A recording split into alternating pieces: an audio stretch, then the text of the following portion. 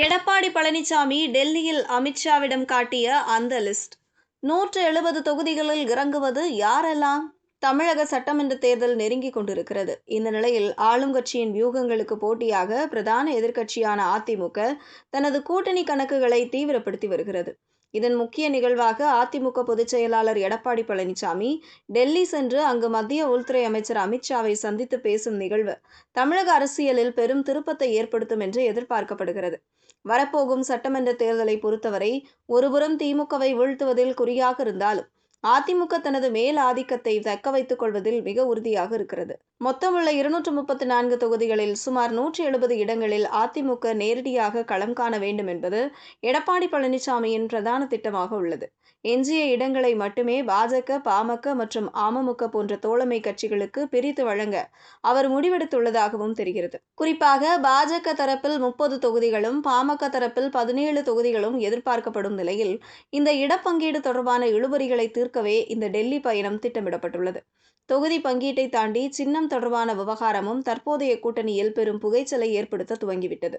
கூட்டணியில் உள்ள சிறிய கட்சிகளை தங்களது தாமரை சின்னத்தில் போட்டியிட வைத்து தமிழகத்தில் தனது வாக்கு சதவீதத்தை உயர்த்தி பாஜக விரும்புகிறது. ஆனால் எடப்பாடி பழனிசாமி இதற்கு நேர்மாறான ஒரு வியூகத்தை வைத்துள்ளார். அதாவது சின்ன கட்சிகள் அனைத்துமே அதிமுகவின் இரட்டை இலை சின்னத்திலேயே போட்டியிட வேண்டும் என்று அவர் அழுத்தம் கொடுத்து வருவதாக தெரிகிறது. இரட்டை இலை சின்னத்தில் போட்டியிட்டால் மட்டுமே கிராமப்புற வாக்குகளை எளிதாக கவர முடியும் என்பதும், அதுவே வெற்றியை உறுதி செய்யும் என்பதும் எடப்பாடியின் உடும்பு பிடிவாதமாக இருக்கிறது. எனினும் எடப்பாடி பழனிசாமியின் இந்த டெல்லி சந்திப்பு வெறும் தொகுதி பங்கீடு சார்ந்ததாக மட்டுமே எடுத்துக்கொள்ள முடியாது.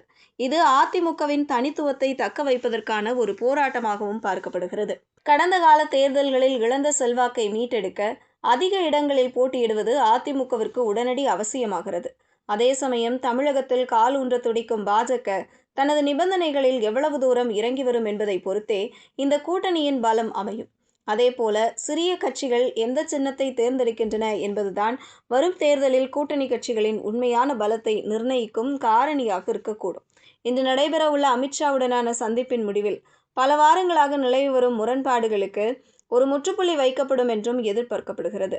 தொகுதி எண்ணிக்கை மற்றும் சின்னம் குறித்த இறுதி ஒப்பந்தம் இன்று எட்டப்படலாம் என்பதால் அரசியல் வட்டாரங்கள் அனைத்தும் இன்று டெல்லியை நோக்கி தங்கள் பார்வையை திருப்பியுள்ளன.